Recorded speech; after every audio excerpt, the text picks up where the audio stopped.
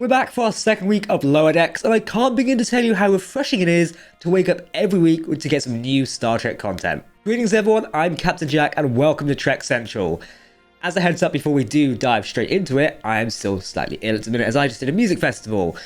As such, bear with as my voice is sort of going, and unfortunately Lieutenant Adam is still away at the minute and Ensign Sophia is also busy. Therefore you're stuck with me. Anyway, let's get into it.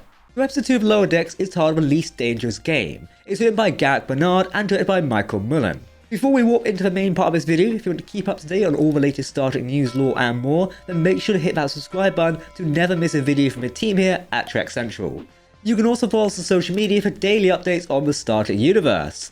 But as always, please let us know your thoughts in the comment section below, because if you're talking about Star Trek, then of course, we want to hear about it. This episode of Star Trek Lower Decks had your standard two-plot structure to it, which worked pretty well, but didn't massively complement one another like we've seen in previous Lower Decks episodes. Each plotline had their strengths to them, but definitely have to say that Boimler's plotline was the strongest in this episode. I mean, looking at life on a starship, but also just having this new warrior species, voiced by Nolan North, was pretty amazing, if not weird. Nolan North is a veteran voice actor and has not only been in Star Trek Lower Decks before in numerous speaking roles, but also appeared in live-action Star Trek as well. He was one of the Section 31 bridge officers aboard the USS Vengeance in Star Trek Into Darkness. I didn't know that. Boimler's plotline was about realising how to get ahead in Starfleet, and in a way it mirrors partially what we learned in the TNG episode Tapestry. Boimler does what is needed and doesn't go for anything big, similar to how Jean-Luc would be if he didn't get stabbed by that Nausicaan pirate, and would never have actually become captain. Now, Venadome, a previous background character on the Cerritos, Wheeler's made captain because of always going the extra mile, getting his own ship with an all-Bolian bridge crew. Okay. However, I have to say this plot point for Boimler is interesting, since previously he has gone and done extra things, especially since his wait time on the Titan, so in part it does help a little step forward and one step backward, but we'll see where it goes. This comfort zone concept for a plot point was also done previously with Samantha and Rutherford in the episode of Billups' Royal Family, getting out of your comfort zone.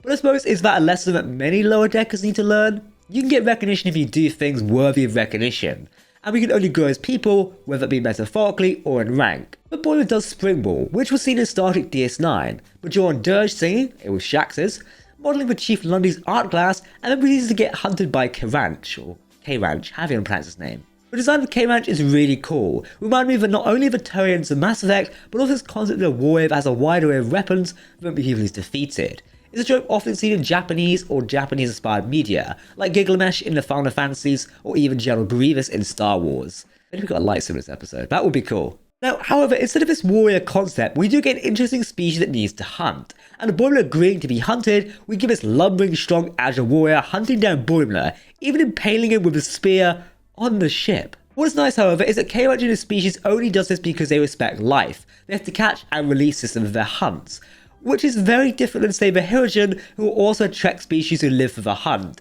which does distinguish this new species in a way. It was also a nice little touch that one of the weapons was literally just a selfie stick. The future's doomed. We're going to use selfie sticks as weapons. I can't wait for the purge. Maybe just one more for the boys back home. I guess in this, Boimler got respect from the Cerritos crew and got mentioned to the captain as someone who not only respects alien cultures, but also helps participate in their practices. Hopefully this goes somewhere in the future, as our lower deckers are going to have to grow up eventually. That's some food for thought really though, isn't it? What are we going to look like in like 7 seasons time? Now in Mariner's sub-story, it wasn't the strongest, I'll be honest. As we last saw last week, Mariner's been put into the care of Commander Ransom, her last chance to stay in Starfleet and aboard the Cerritos. It really doesn't seem like Ransom is the best person to put her under. He expects her to go against his orders and doesn't act in the best regards to this, trying to get under her skin to see if she'll trip up.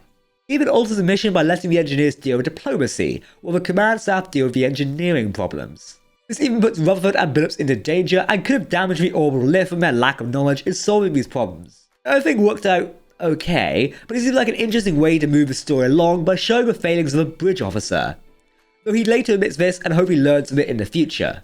The planet itself was pretty cool. You had some references to previous Star Trek with Ransom mentioning that it is human, like a species with different nose ridges. It's a concept seen almost too frequently of erotic exotic alien species. I don't know why it's written like that. Even Mariner doing 2009 Star Trek references by her skydiving down to a brown-orange structure, similar to Kirk and Co.'s skydiving into a Narada's drill in 2009. It was funny that the civilization leaders were a combination of a volcano god, sentient computer, and psychic baby, and was the case for a series of checks and balances. Honestly, it's Star Trek, it's gonna get weird, isn't it? Overall, this week was a solid Lower Decks episode, but it didn't feel to do just much of a story rather than enhance itself. It just felt like a generic Lower Decks episode, but there's nothing wrong with that. Obviously, not every episode of Star Trek Lower Decks can be amazing.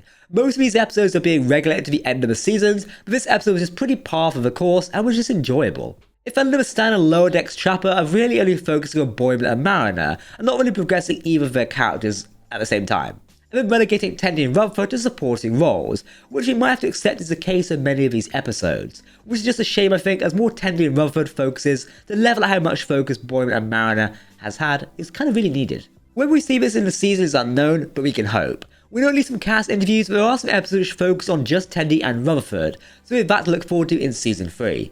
And the animation so far this season has already felt more expressive and fluid than previous seasons, which is a bonus, and the show just looks good, and I very much had to give credit to all the people who make the show what it is. And again, it is great to see J.T. Hertzler reprise his role as Martok, even if it was a Ferengi knockoff product and not the real Martok.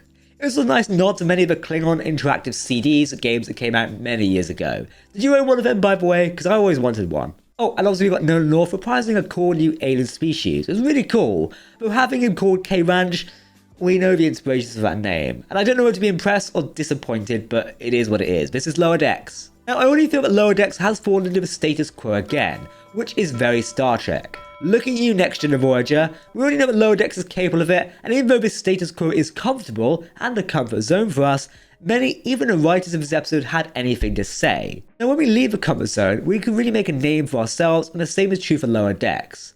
When it has left its comfort zone before, it has enhanced the series into something more, and hopefully we see more of that the later we go down the line. As it is, this is only the second episode of this brand new season, so we've got a lot more to look forward to in the third season of Lower Decks. But what did you think of the latest episode of Star Trek Lower Decks, The Least Dangerous Game is titled? Let me know your favourite plot point, Easter egg, or even quote. Do let us know in the comments below, because as always, if you're talking about Star Trek, then we want to hear about it. But that's it for me today. Don't forget to hit that subscribe button, and I'll be seeing you very soon. For now, I've been Captain Jack. Live long and prosper, my friends. I will hopefully have a better voice next week, and I'll see you soon. Goodbye.